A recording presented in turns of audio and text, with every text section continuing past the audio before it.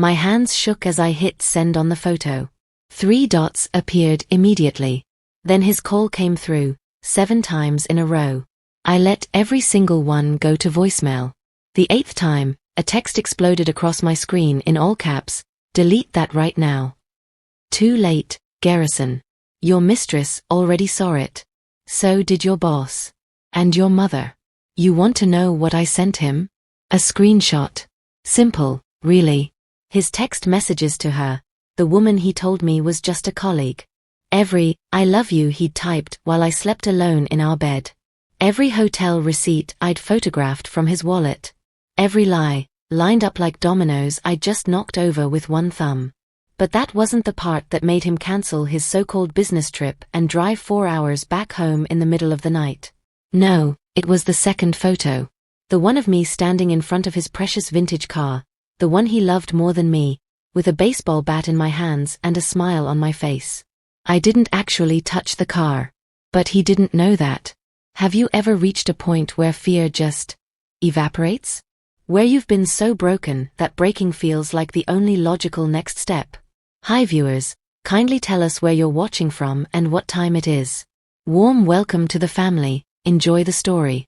20 minutes after I sent those photos, my phone started blowing up. His mistress called me a psycho. His mother called me ungrateful.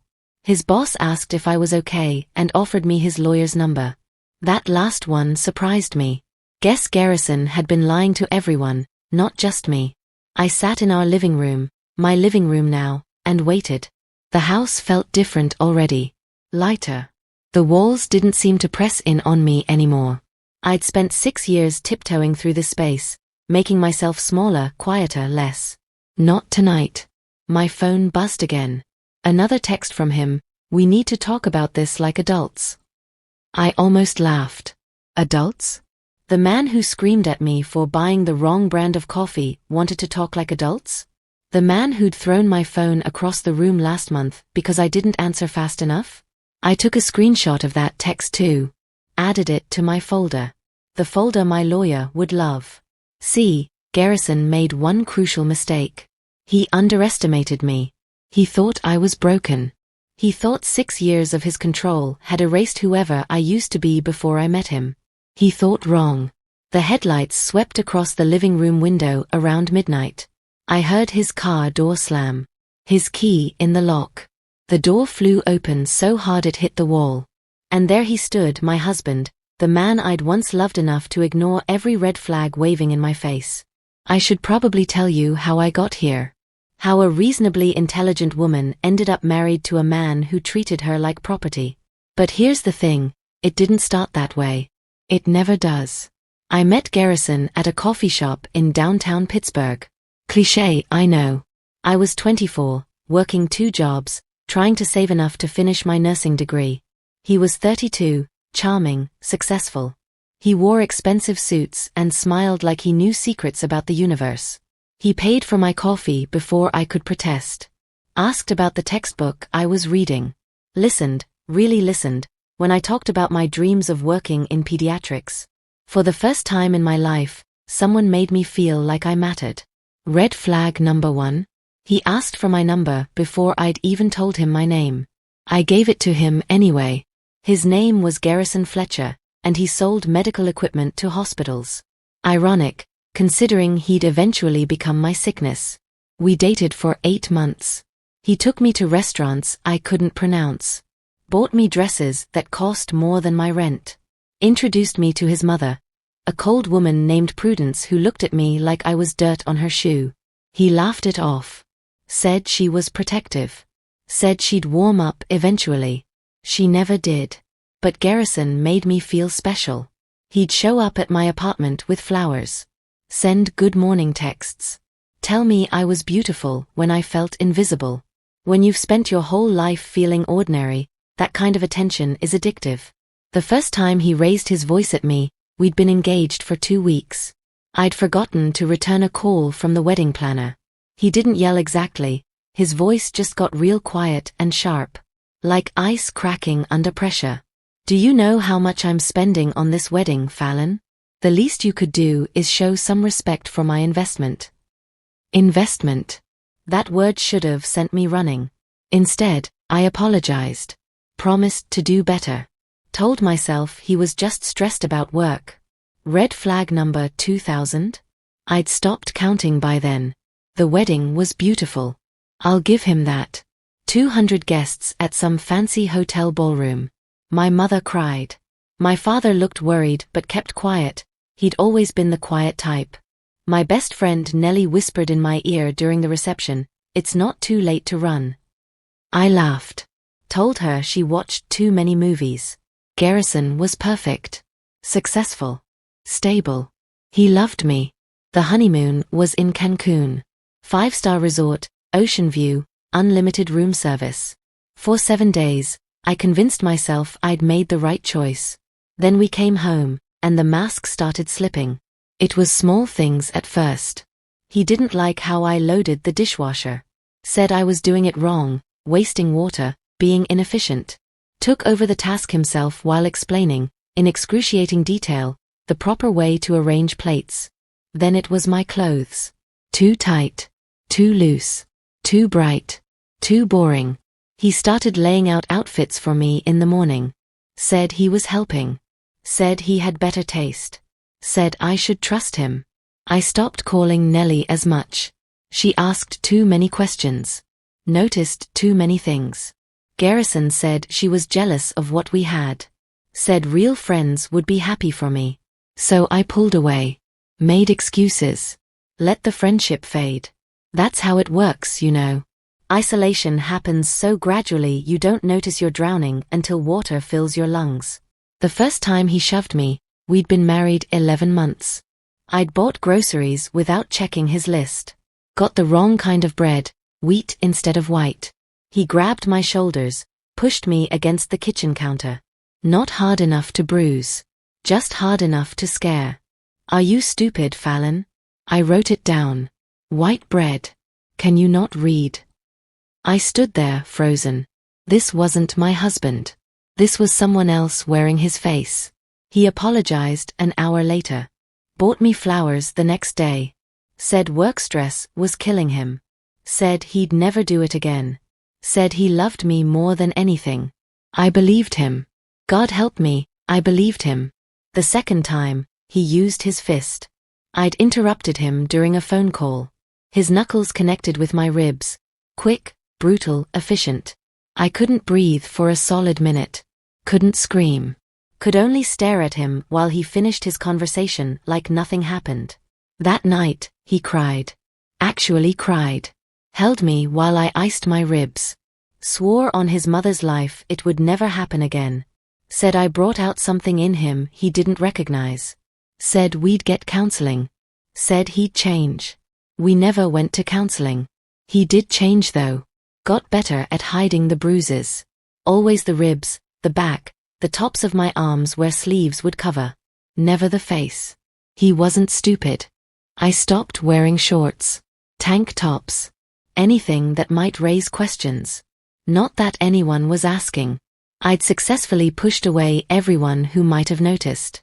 3 years in, he controlled everything. My phone, he checked it nightly. My bank account, he transferred my paychecks to his account, gave me an allowance. My schedule had to be approved 24 hours in advance. My body, well, that stopped being mine on the honeymoon.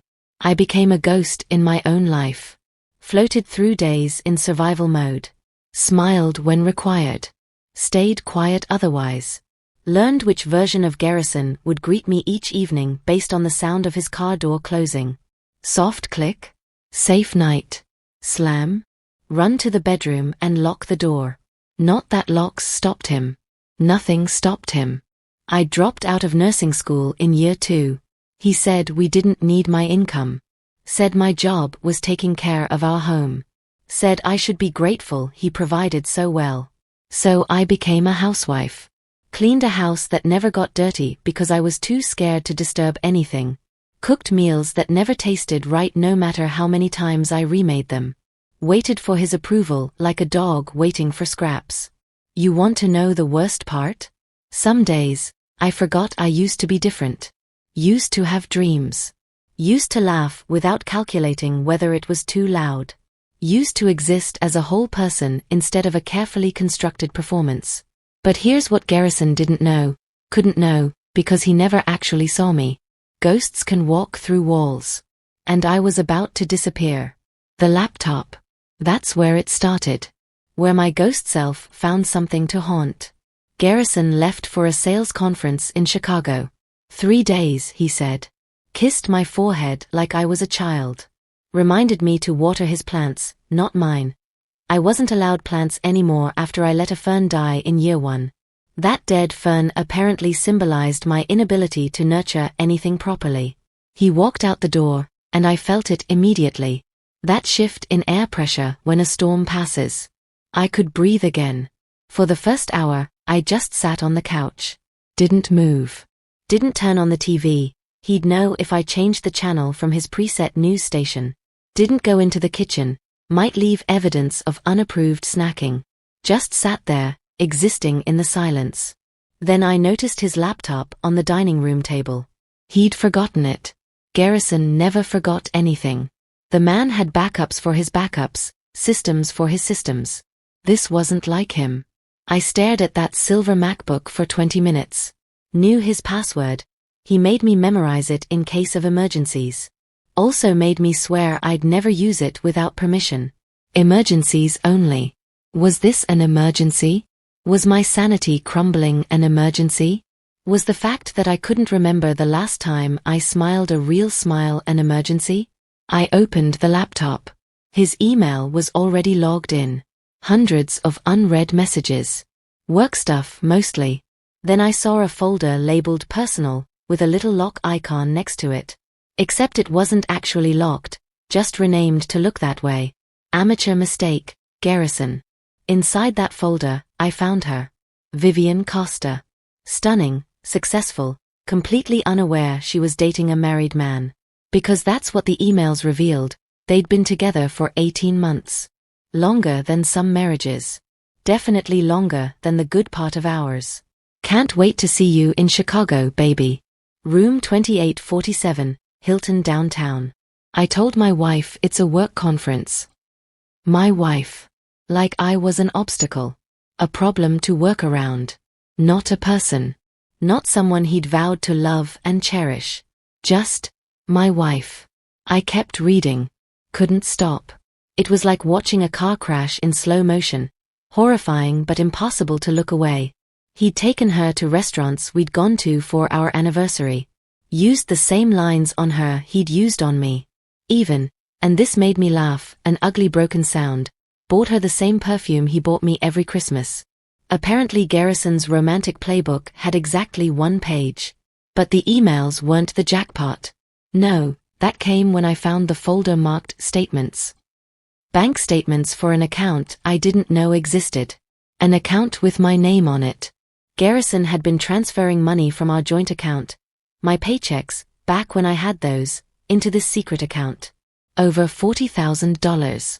Money that was legally half mine, hidden away where I couldn't access it. The conference in Chicago? Not really a conference. Just a long weekend with Vivian.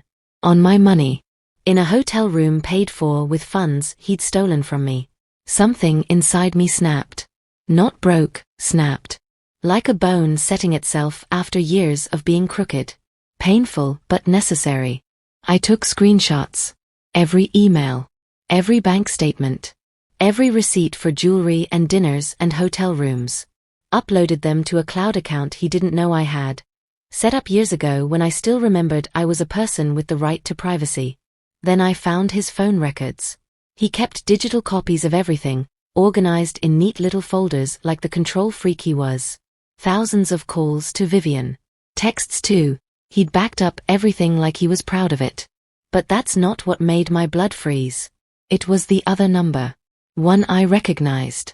My best friend Nellie's number. Hundreds of texts between them. From 2 years ago, right after I'd stopped talking to her. Stop contacting my wife. She doesn't want to hear from you. Fallon would never say that. Let me talk to her. She's done with you. Move on. He'd pretended to be me. Blocked her number on my phone. Made me think she'd abandoned me when really he'd cut the cord himself. I sat there at that dining room table, evidence glowing on the screen, and felt something I hadn't felt in 6 years. Not sadness. Not fear. Not shame. Rage. Pure, clean, clarifying rage. I picked up my phone, the one he monitored, the one with tracking apps and parental controls like I was a teenager. Opened a browser in incognito mode. Searched for divorce lawyers in Pittsburgh. Found one with good reviews. Called and left a message. Then I did something crazy. I texted Nellie. It's really me this time. I'm sorry. I need help. Can we meet? She responded in 30 seconds. I've been waiting 6 years for this text. Tell me when and where. We met at that same coffee shop where I'd met Garrison. Full circle, I guess. Nellie walked in, saw me, and started crying before she even sat down. Fallon. God, Fallon, what did he do to you? I didn't realize how much weight I'd lost until I saw myself reflected in her eyes. Didn't realize how dead I looked until I saw her living, breathing, worried face across from me. I told her everything. She listened without interrupting. When I finished, she grabbed my hands across the table. We're getting you out. Today. Right now. Pack a bag, and you're staying with me. But I shook my head. Not yet. I need to do this right. Need evidence. Need leverage. If I run now, he'll destroy me in court. I need to be smart.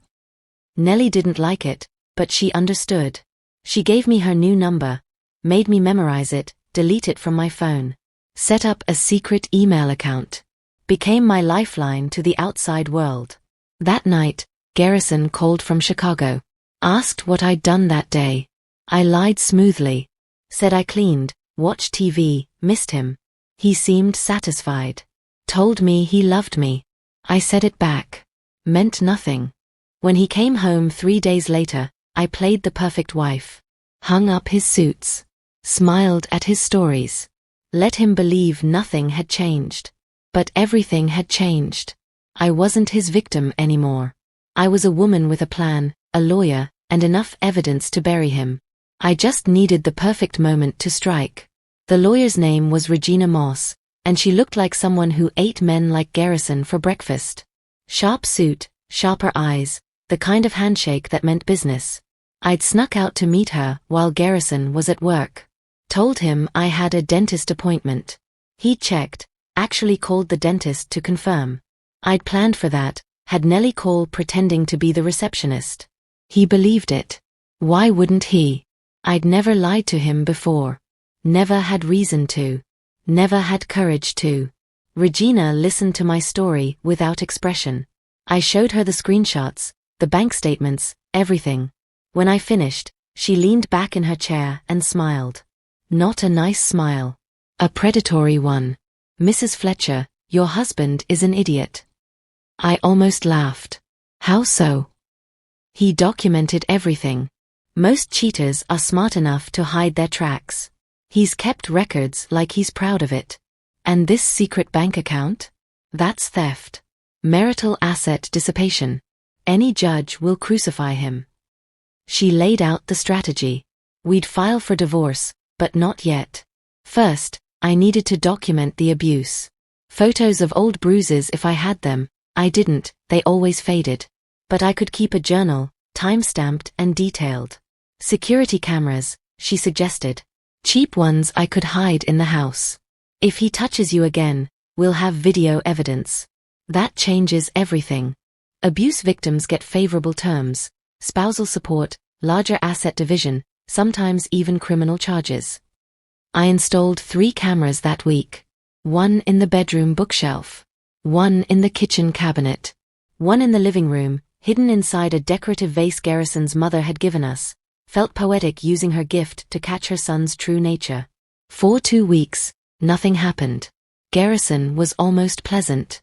Complimented my cooking. Didn't check my phone as obsessively.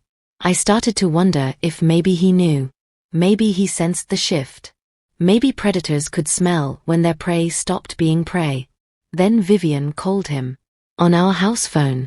At 8 p.m. on a random Tuesday. I answered. I always answered the house phone. Fletcher residence. Silence.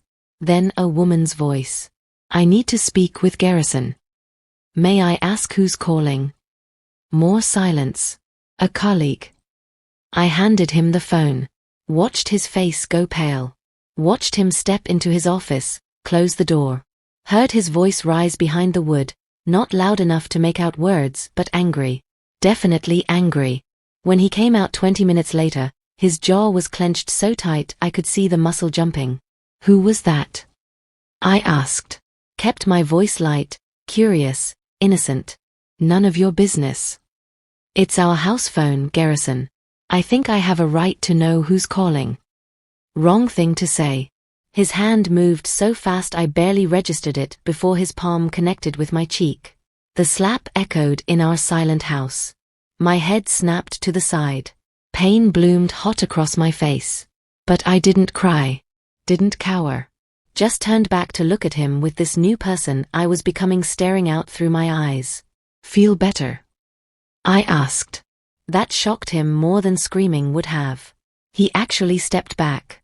Fallon, Save it. I'm going to bed. I walked to the bedroom. Locked the door. Knew he'd break it down eventually, but needed the symbolic barrier. Sat on the edge of the bed and touched my burning cheek. Knew the camera caught it all. Knew Regina would be very interested in that footage. My phone buzzed. Secret phone, the one Nellie gave me, hidden in a tampon box because Garrison would rather die than look in there. Nellie, you okay? Haven't heard from you today. Me, he hit me. Got it on camera. Nellie, that's it. I'm calling the police. Me, no. Not yet. Trust me. I have a plan. And I did. Because 3 days later, Garrison announced he had another conference. Seattle this time. 5 days. Leaving Friday morning. That's when I'd make my move. When I'd burn his whole world down and walk away from the ashes. But first, I needed to pack my bags. Get my documents. Transfer evidence to Regina. Coordinate with Nellie. Plan every detail because I'd only get one shot at this. Thursday night, Garrison was packing his suitcase. I watched him from the doorway. He looked up, smiled that charming smile he used to hook me 7 years ago. Going to miss me? He asked. I smiled back. You have no idea. He laughed. Thought I was being sweet. Didn't see the steel behind my eyes. Didn't understand that his wife had died somewhere around year 3, and the woman standing in the doorway was someone new. Someone he'd created through pain and control and systematic destruction of everything I used to be. He'd made a monster. Just not the kind he expected. Friday morning, I kissed him goodbye at the door. Watched his car pull out of the driveway. Counted to 100. Then I grabbed my phone and called Regina. It's time, I said. I'll file the papers today. You need to be gone before he gets back. Oh, I'll be gone, I promised. But not before I send him a little message. That's when I started gathering everything. Downloaded all the evidence from the cameras. Made copies of copies. Packed 2 suitcases, one with clothes, one with documents and hard drives. Called a locksmith to change the locks. Called the bank to freeze our joint accounts. Called his mother just to tell her exactly what her perfect son had been doing to me for 6 years. That last call was satisfying. Prudence Fletcher, Ice Queen extraordinaire, actually gasped. Then tried to defend him. Garrison would never.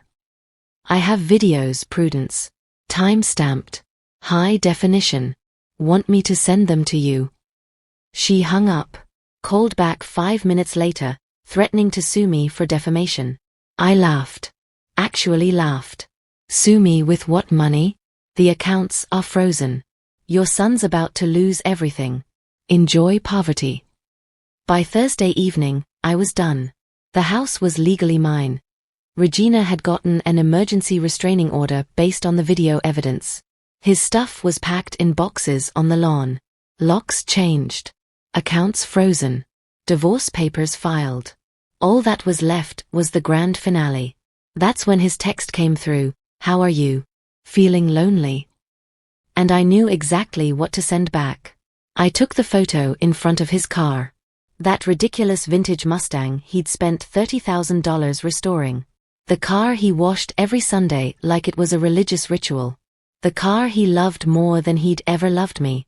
I stood there in jeans and a t-shirt, baseball bat resting on my shoulder, the biggest smile on my face. Didn't touch the car. Didn't need to. The threat was enough. Then I took a screenshot of his messages to Vivian. The really explicit ones. The ones where he called me names. Said I was boring in bed. Said he only stayed for convenience. Every cruel word, captured forever. I sent both photos in a group text. To him. To Vivian. To his boss Trevor. To his mother. To his entire contact list actually. I'd synced his phone to the laptop before he left. Hit send at exactly 8 p.m. Prime time. My phone started ringing immediately. I silenced it. Watched the messages pour in. Vivian's came first. You're his wife. He said he was divorced. I typed back, nope. Very married. For 6 years. But don't worry, the divorce papers were filed this morning. He's all yours. Good luck. His boss called. I answered that one. Fallon? It's Trevor. Listen, I had no idea what Garrison was doing. The company has a strict policy about relationships and harassment. He's been stealing money too, I interrupted. From our joint account.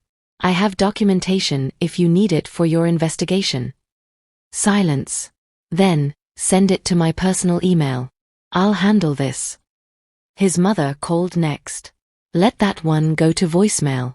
She left a 7-minute rant about how I was destroying her son's life, how she always knew I was trash, how the Fletcher family would bury me in legal fees. I saved that voicemail. Sent it to Regina with a note, Exhibit F, hostile family environment. Garrison's calls started around 8:15. 7 in a row, like I said. Each one more desperate than the last. On the 8th try, he texted in all caps, delete that right now. I texted back, delete what? The evidence of your affair? The proof you've been stealing from me? The videos of you hitting me? Which part should I delete, Garrison? Be specific. 3 dots appeared. Disappeared. Appeared again. Finally, we need to talk about this like adults. That's when I sent the third photo. The one I'd saved for last.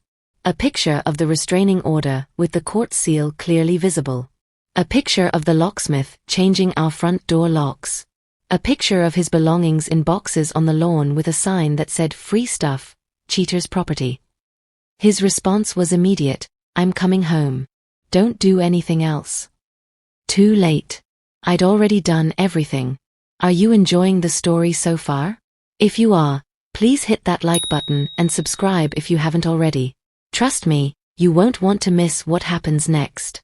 I sat in the house, my house now, and waited. Poured myself a glass of wine from the expensive bottle he'd been saving for a special occasion. This felt pretty special. Nellie had offered to stay with me, but I'd said no. Needed to face him alone. Needed him to see that I wasn't afraid anymore. That his power had evaporated the moment I stopped believing in it. The doorbell rang at 9:47. I didn't answer. He had keys, but they didn't work anymore. Beautiful. He pounded on the door. Fallon, open up. I took another sip of wine. Let him pound. I know you're in there. Your car is in the driveway.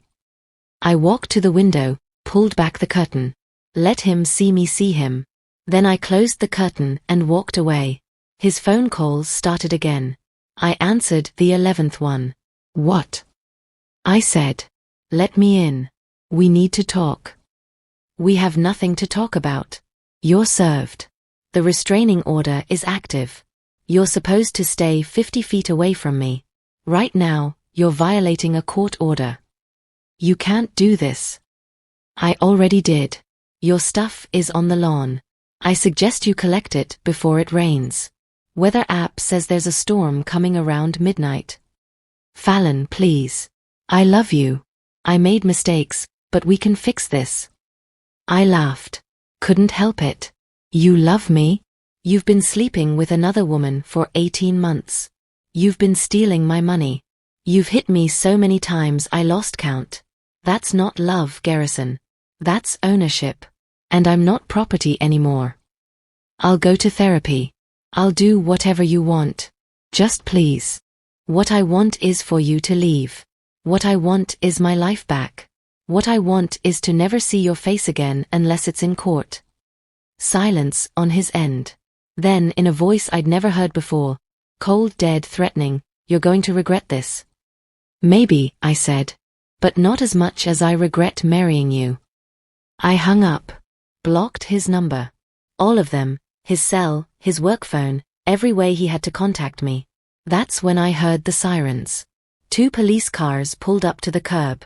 I'd called them 20 minutes earlier, told them my husband was violating a restraining order. They'd said they'd send someone over. I opened the door before the officers could knock. Garrison stood on the lawn, his face bright red, veins popping in his neck. When he saw the cops, something in his expression shifted. The rage transformed into charm so fast it was like watching someone change masks. "Officers, thank God you're here. My wife has locked me out of my own house." "Sir, step back please," the older officer said. His nameplate read Morrison. He looked tired, like he'd seen this exact scenario 1,000 times. "This is my house. Sir, we have a copy of the restraining order. You're not supposed to be within 50 feet of this property. Do you understand that?" Garrison's mask slipped. "This is ridiculous. She's lying about everything." "Are you Garrison Fletcher?" Morrison asked. "Yes, but..." "Then you need to leave. Now. Or we'll arrest you for violating a court order." I stood in the doorway, arms crossed, watching this man I'd feared for 6 years get told what to do by someone with actual authority. It felt like watching a magic trick. All his power was just illusion. Smoke and mirrors. The moment someone challenged him, he crumbled. "She sent pictures to everyone I know. She's trying to destroy my life." The younger officer, Rodriguez, spoke up. "Did you send pictures to people, ma'am?" "I sent proof of his affair and financial theft to relevant parties, yes." "Is that illegal?" "No, ma'am. Sharing factual information isn't harassment." Garrison looked like he might explode. "Factual? She's claiming I hit her. That's defamation." "Is it defamation if it's true?" I asked quietly. Morrison's eyes sharpened. He looked at me closer. "Ma'am, has he assaulted you?"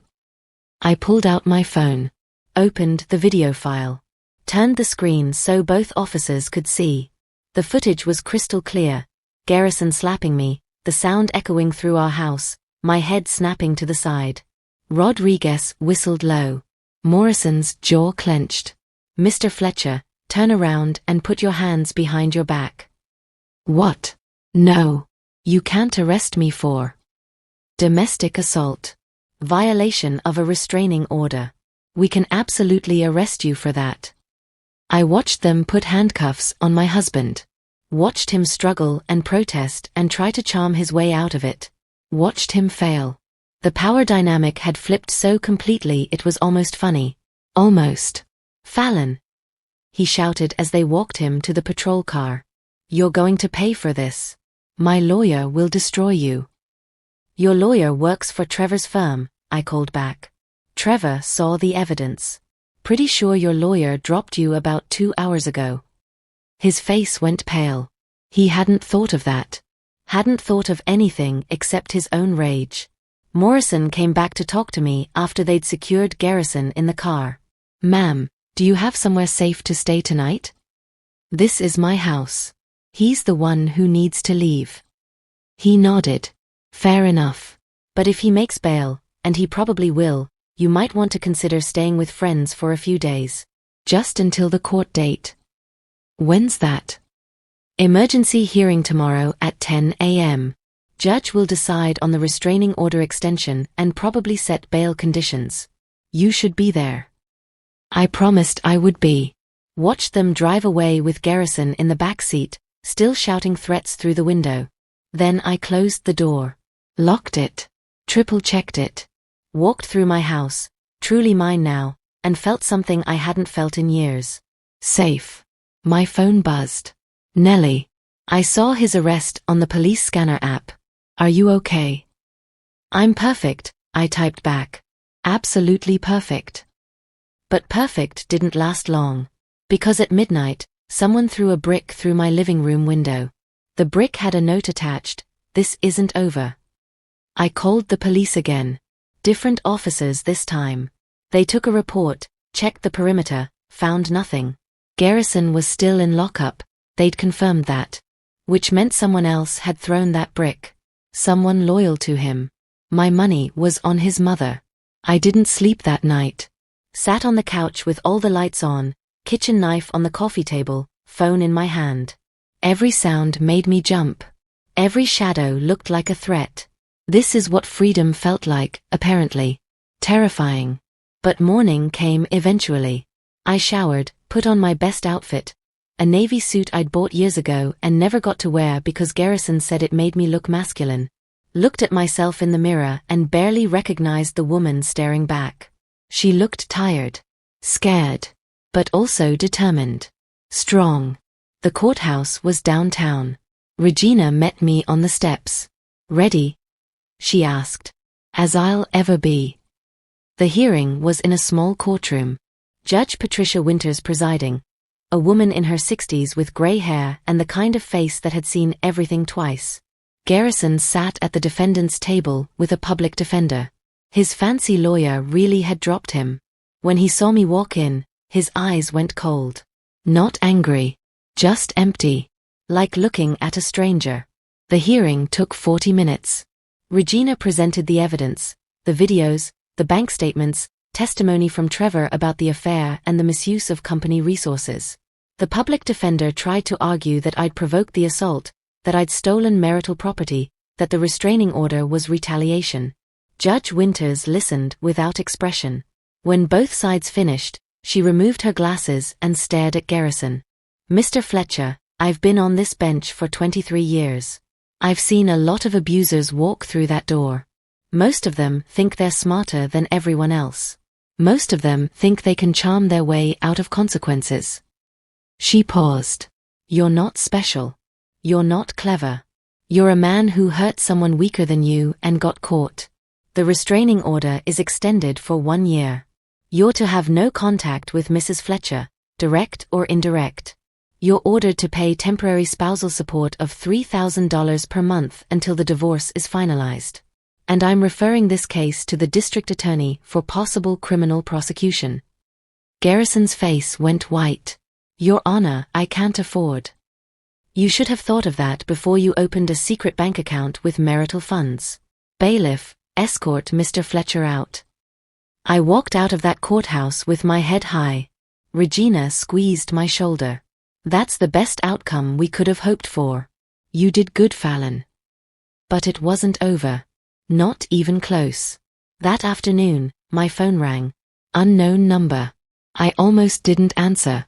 Glad I did. "Fallon Fletcher?" A woman's voice, older, tired. "Yes.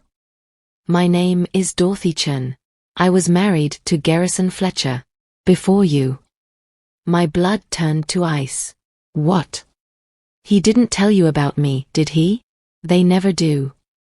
We met at a coffee shop, different one this time, further from my house. Dorothy was 53, gray hair, sad eyes.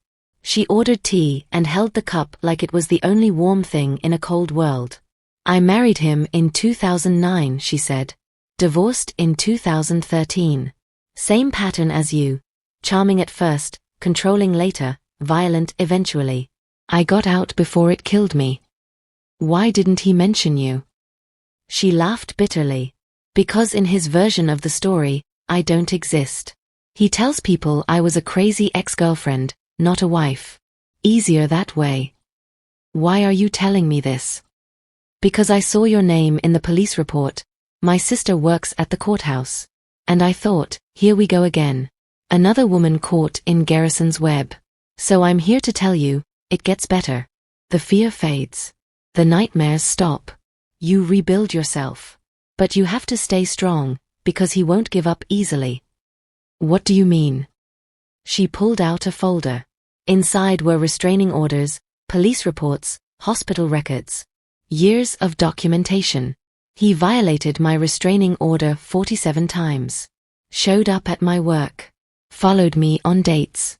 Sent his mother to harass me. It took 2 years and 3 arrests before he finally moved on. I felt sick. Moved on to me. Probably. I'm sorry. I should have tried harder to warn people, but I was just trying to survive. And by the time I thought to look him up again, he'd already married you. We talked for 2 hours. She gave me advice, security cameras, vary my routine, never be alone in parking lots, document everything. Treated me like a soldier going to war, because that's what this was. A war I hadn't asked for, but had to fight anyway. When we parted ways, she hugged me. You're stronger than you think. You got out. That's the hardest part.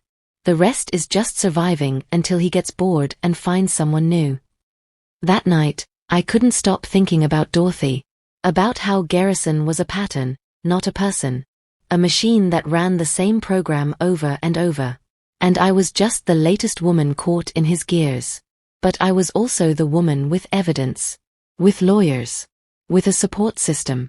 With cameras and restraining orders and a judge who believed me. I was the one who might actually break the machine. My phone buzzed. Text from an unknown number. You think you won. You didn't. I forwarded it to Regina. To the police. Added it to my file. Let him dig his own grave, one threatening text at a time. Because here's what Garrison never understood. Monsters aren't born. They're made. And the woman he'd spent 6 years creating was done being his victim. Now she was his reckoning. The trial happened 3 months later. Not the divorce. That was still pending. No, this was the criminal trial. Assault and battery. Theft. Harassment. The district attorney had added charges after reviewing Regina's evidence. I had to testify. Had to sit in that witness box and recount every horrible thing in front of strangers. The defense attorney tried to rip me apart. Said I was lying for money, that I'd staged the videos, that I was an opportunist who married up and wanted to cash out. But then Dorothy testified. And another woman, Simone Washington, who'd dated Garrison between marriages. And Vivian, who'd realized she was just another victim and wanted revenge of her own. 3 women. Same pattern. Same manipulation. Same violence. The jury deliberated for 4 hours. Came back with guilty verdicts on all counts. Garrison got 18 months in county jail, 3 years probation, mandatory counseling, and restitution for the stolen money. His mother stood up and screamed that the system was rigged. The judge threatened her with contempt. She left crying. I felt nothing. Not happy. Not sad. Just empty. Like I'd spent so long being afraid that now that it was over, I didn't know how to feel anything else. Regina walked me out of the courthouse. How are you holding up? I don't know, I admitted. I thought I'd feel relieved. But I just feel tired. That's normal. Trauma doesn't disappear just because justice happened. Give yourself time. But time felt impossible. Because that night, I got a call from the county jail. Garrison wanted to talk to me. They couldn't force me to accept, but they had to ask. I said yes. Don't ask me why. Maybe I needed closure. Maybe I needed to see him defeated. Maybe I was just stupid. They let me use a video call from home, victims' rights provision. His face appeared on my laptop screen, orange jumpsuit, tired eyes. Fallon, he said. Just my name. Like it explained everything. What do you want, Garrison? To apologize. Really apologize. Not the fake ones I used to give. I waited. He took a breath. I'm sick. I know that now. The therapist here says I have control issues stemming from my childhood. My father was abusive, and I never processed it. I just repeated the pattern. I turned into him. He paused. That doesn't excuse what I did. Nothing excuses it. But I want you to know I see it now. I see what I did to you. To Dorothy. To everyone. Why are you telling me this? Because you deserved better. You deserved the man I pretended to be. And I'm sorry you got the monster instead. I stared at him through the screen. This man who'd terrorized me for 6 years. Who'd stolen my confidence, my friends, my safety. Who'd made me forget I was human. And I realized something. I didn't hate him anymore. Didn't love him either. Just felt sad for both of us. Him for being broken, me for thinking I could fix him. I forgive you, I said quietly. Not for you. For me. Because I'm tired of carrying this anger around. He nodded. Started crying. Thank you. But Garrison? If you ever contact me again after you get out, I'll get another restraining order. And another. And I'll make sure every woman you date knows exactly who you are. Do you understand? I understand. I ended the call. Closed the laptop. Sat in the silence of my house and felt something shift inside my chest. Like a locked door finally opening. Forgiveness didn't mean forgetting. Didn't mean what he did was okay. Just meant I was done letting it define me. I called Nellie. Want to come over? I'm thinking we order pizza and watch terrible movies. Be there in 20. She arrived with wine and breadsticks and gave me the longest hug. We didn't talk about Garrison. Didn't talk about the trial. Just ate junk food and laughed at bad rom-coms and remembered what friendship felt like. Around midnight, she fell asleep on my couch. I covered her with a blanket and stood at the window, looking out at the street. My street. My house. My life. It wasn't perfect. I still had nightmares. Still flinched at loud noises. Still caught myself being afraid for no reason. But I was healing. Slowly, painfully, one day at a time. And that was enough. The divorce finalized 6 months later. I got the house, half of everything he hadn't already stolen, and enough spousal support to go back to school. Regina celebrated by taking me to lunch at an expensive restaurant. So what's next? She asked. Back to nursing? I shook my head. I'm thinking law school. Specifically family law. Want to help other women get out like you helped me. She smiled. You'd be good at it. You've got the fire. I did have fire. Turned out that's what happens when someone tries to extinguish you for years. You either burn out or you burn brighter. I chose brighter. I enrolled in community college to finish my undergrad. Joined a support group for domestic violence survivors. Started volunteering at a women's shelter. Met other survivors, heard their stories, realized I wasn't alone. Wasn't crazy. Wasn't weak. Was just human. Like everyone else. Nellie and I got an apartment together. She'd been living alone too long, she said, and I was tired of being in the house where everything bad had happened. We sold it and split the profit. Used my half for school. I went on a date eventually. Nothing serious. Just coffee with a guy from my psychology class. He was kind. Gentle. Asked before touching my hand.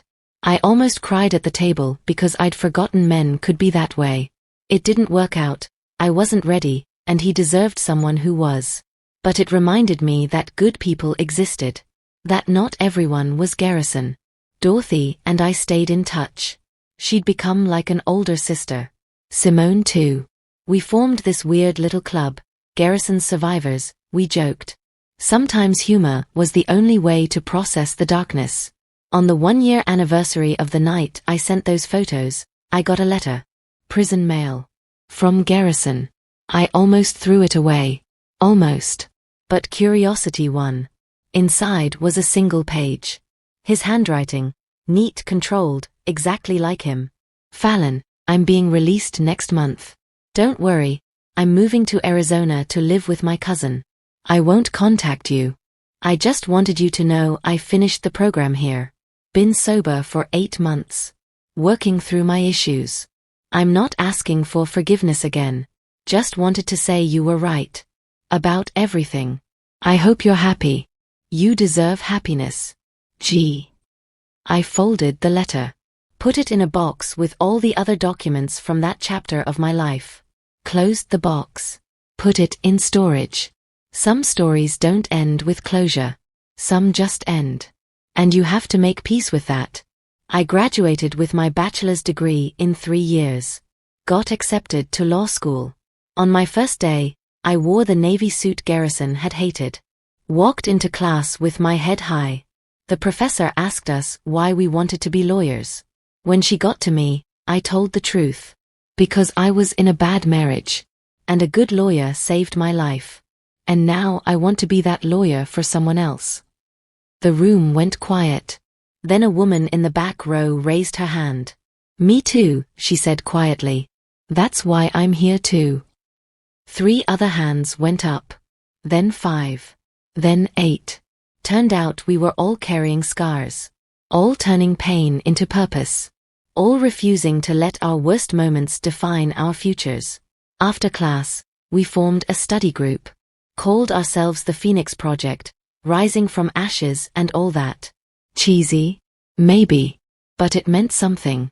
Meant we were more than what had been done to us. I still have bad days. Days where I hear a voice that sounds like Garrison's and my heart races. Days where I check locks 3 times. Days where I wonder if I'll ever feel completely safe. But I also have good days. Days where I laugh until I cry. Days where I help another woman file for divorce and watch hope bloom in her eyes. Days where I remember I'm strong not despite what happened, but because of it. If you're watching this and you're in a situation like mine was, please hear me. It's not your fault. You're not weak. You're not crazy. You're not alone. And you can get out. It won't be easy. It might be the hardest thing you ever do. But you are worth saving. Your life is worth fighting for. And there are people who will help you. Lawyers, counselors, friends, even strangers who understand. You just have to take the first step. Make the call. Pack the bag. Send the text. Whatever that first step looks like for you, take it. Because here's what I learned. Monsters lose their power the moment you stop being afraid. And you are so much stronger than you think. My name is Fallon Reeves now. I took back my maiden name. I'm 29 years old. I'm in my 2nd year of law school. I have friends who love me. A future I'm building. And a voice I'm not afraid to use anymore. Garrison tried to break me. Instead, he forged me into something unbreakable. And if you're out there, whoever hurt you, know this, they don't win. You do. By surviving. By healing. By refusing to let their cruelty define your story. You win by living. So live. Loudly. Bravely. Beautifully. Live like you mean it. Because you do. Thank you for listening to my story. If it helped you or inspired you, please subscribe to this channel and turn on notifications. We share stories like this to remind people they're not alone, that hope exists, that healing is possible. Share your thoughts in the comments. Tell us your story, your struggles, your victories. Your words might be exactly what someone else needs to hear today. Together, we can break the silence. Together, we can change lives. Together, we rise.